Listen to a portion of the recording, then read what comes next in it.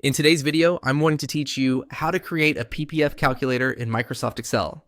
We're going to build a simple calculator that helps estimate the future value of yearly investments using Excel.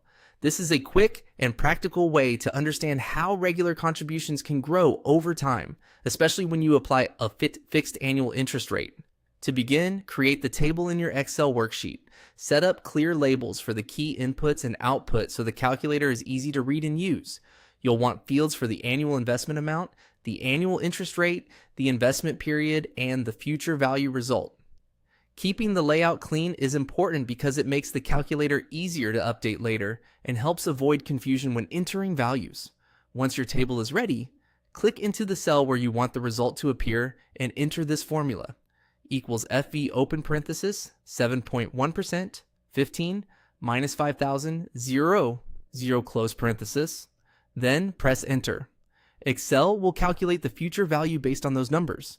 Now let's quickly break down what that formula means so it's easier to understand and customize. The annual investment is the amount deposited each year. In this example, that value is 5,000 and it's entered as a negative number because Excel treats it as money going out or an investment being made. The annual interest rate is 7.1%, which represents how much the investment earns per year. The investment period is 15, meaning the money is being invested for 15 years. The FV function stands for future value, and it calculates how much those annual investments could grow to by the end of the investment period.